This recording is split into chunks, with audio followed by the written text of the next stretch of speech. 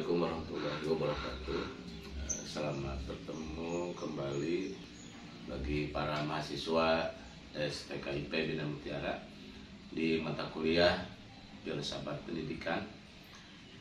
Pada kuliah kali ini kita akan membahas dan membicarakan konsep filsafat pendidikan, kemudian ruang lingkupnya dan manfaat untuk mempelajari filsafat pendidikan.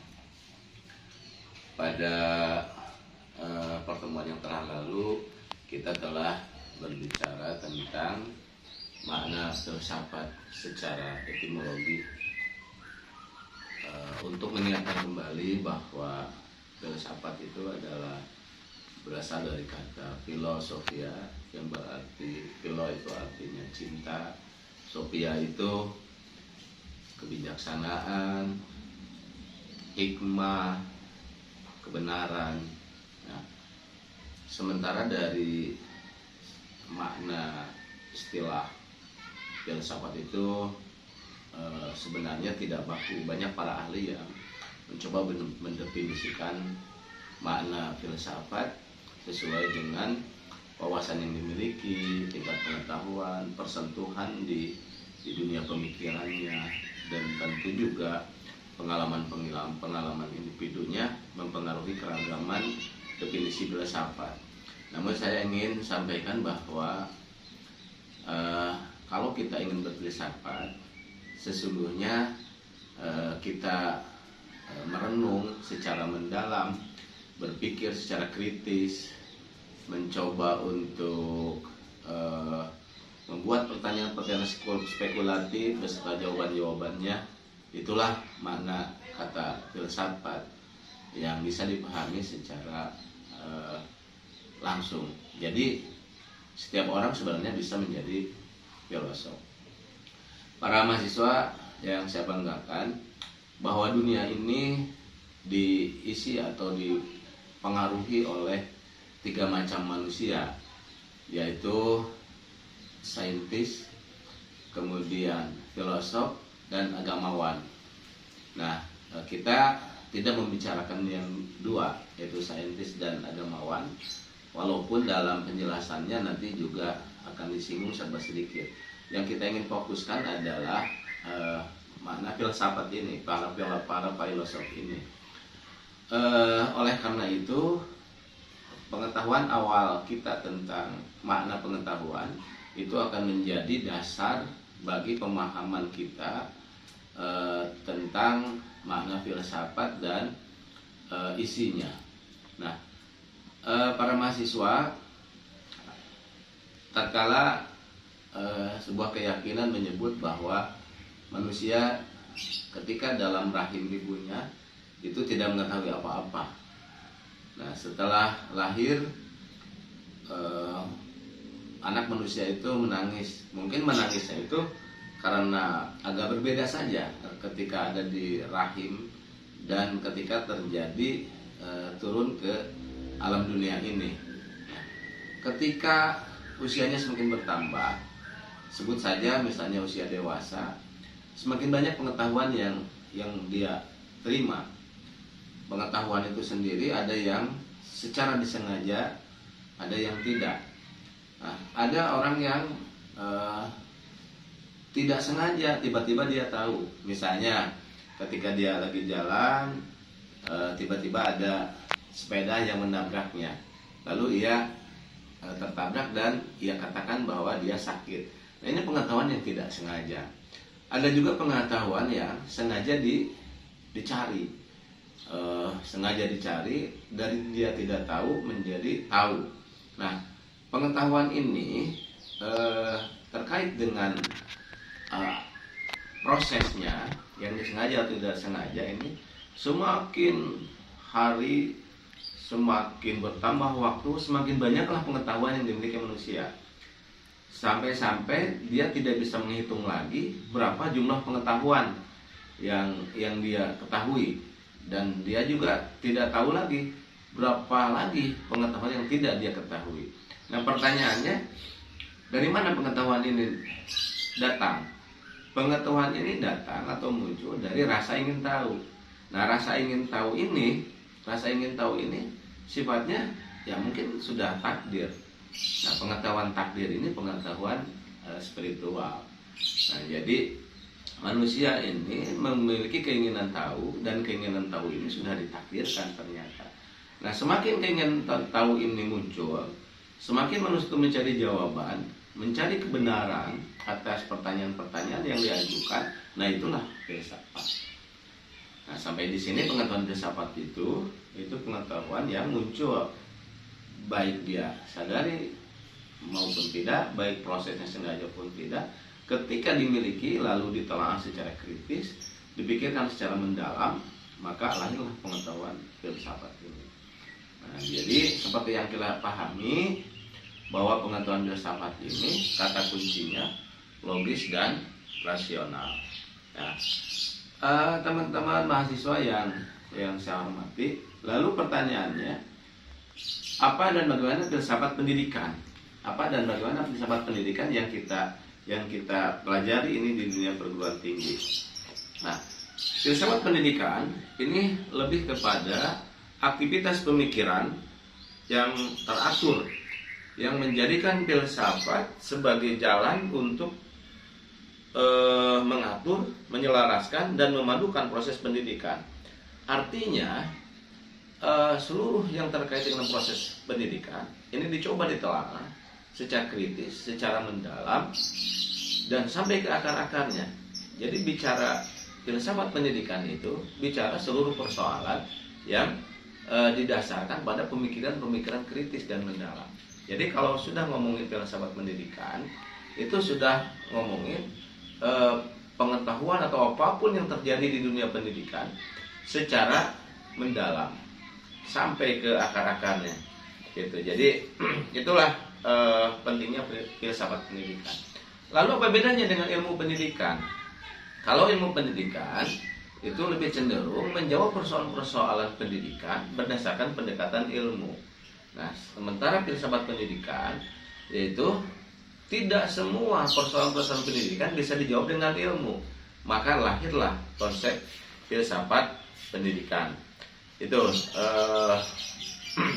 kemudian ruang lingkupnya, ruang lingkup filsafat pendidikan itu adalah seluruh hal yang berurusan dengan pendidikan. Nah, ini bisa merumuskan secara tegas itu hakikat pendidikan, hakikat manusia. Buat apa itu pendidikan? Bagaimana merumuskan hubungan antara pendidikan dengan dunia atau dengan pengetahuan-pengetahuan lain. Nah, merumuskan hubungan antara filsafat pendidikan dengan teori pendidikan, merumuskan sistem nilai atau moral-moral pendidikan. Dan itu seabrek yang terkait dengan pendidikan itu dibahas tuntas secara mendalam dan menjadi ruang lingkup bahasan filsafat pendidikan. Nah, ini yang harus dipahami oleh kita. Nah, kemudian ada lagi beberapa hal yang memang harus kita pahami di konteks filsafatnya. Nah, sebelum bicara pendidikannya, yaitu tentang studi filsafatnya yang harus kita pahami.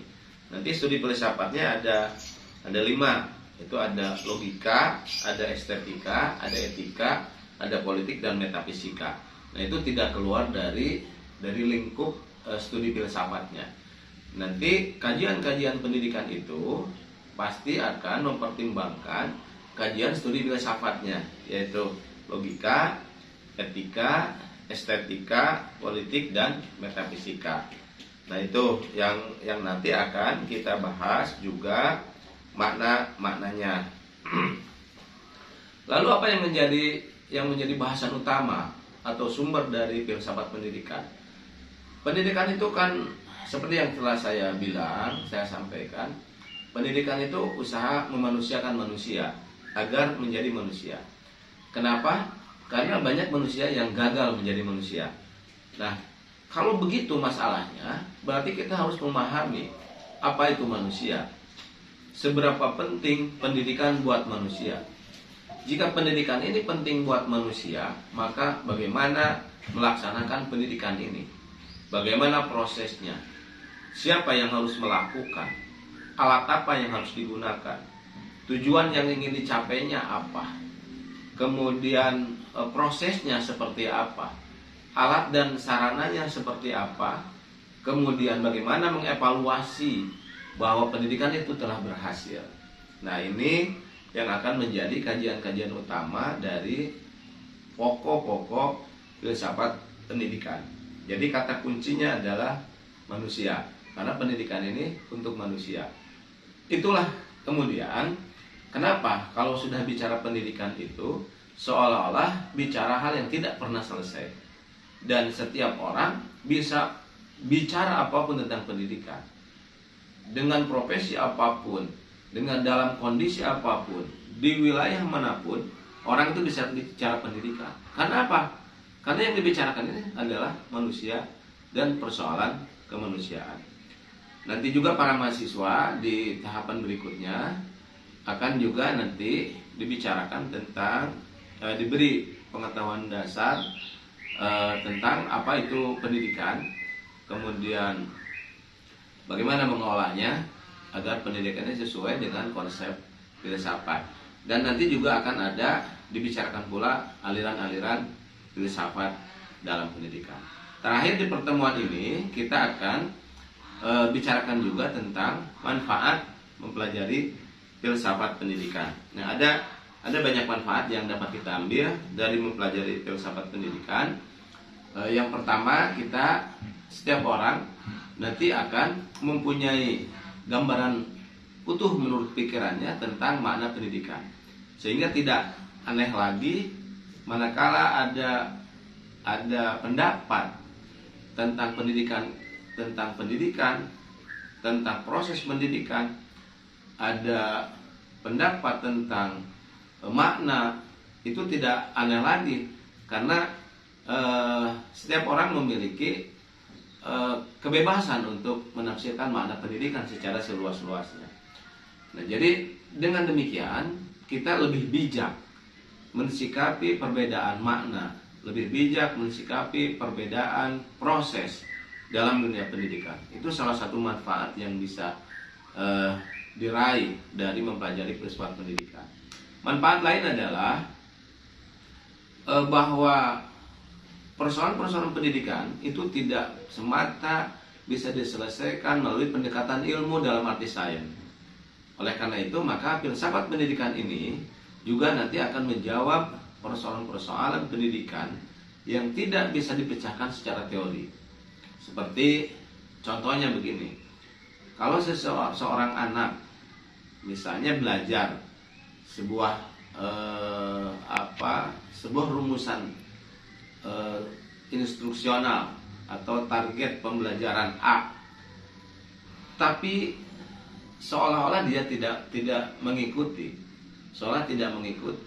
Nah, tetapi setelah selesai pembelajaran dia evaluasi, ia juga tahu jawabannya ketika guru memberikan pertanyaan. Maka ini kan secara teori tidak bisa dipecahkan. Kenapa ini bisa terjadi? Atau selanjutnya misalnya dengan jumlah peserta belajar yang sedikit di sebuah kelas, secara teori itu bisa memudahkan ketercapaian tujuan yang disampaikan oleh guru. Tapi faktanya tidak selalu berbanding lurus jumlah siswa yang sedikit dengan ketercapaian proses pembelajaran. Nah, persoalan-persoalan seperti ini juga dibahas dalam pendekatan mata kuliah filsafat pendidikan. Selanjutnya, bagi para mahasiswa mempelajari filsafat pendidikan ini juga secara langsung maupun tidak langsung nanti akan menumbuhkan wawasan berpikir, lalu bisa mengembangkan, mensinergikan dengan fenomena-fenomena pendidikan baik yang ada di kampus maupun di dunia nyata, di dunia keseharian. Itu manfaat bagi para mahasiswa atau siapapun yang mempelajari filsafat pendidikan. Selanjutnya, manfaat lain adalah kita akan dihadapkan dengan kebiasaan perbedaan-perbedaan yang muncul baik secara teoritis maupun secara aplikatif di dunia pendidikan. Tidak aneh nanti ketika di dunia nyata, selain di dunia kampus, kita menemukan perbedaan-perbedaan antara konsep pendidikan yang satu dengan yang lain, pelaksanaan pendidikan di sebuah instansi dengan yang lain, kemudian pendekatan yang dilakukan baik secara politis maupun pendekatan praktis, itu semua tertuju dan harus tunduk pada regulasi-regulasi yang ada. Nah, ini undang-undang pendidikan itu akan menjadi bagian penting dari hasil filsafat atau hasil kajian dari filsafat pendidikan. Itu saja dulu perkuliahan kita pada saat ini. Selanjutnya bagi mahasiswa filsafat bagi mahasiswa mengikuti perkuliahan filsafat pendidikan, disilakan untuk memberikan komentar, kemudian mensubscribe dan mengisi daftar hadir yang telah disediakan di TU. Terima kasih. Wassalamualaikum warahmatullahi wabarakatuh.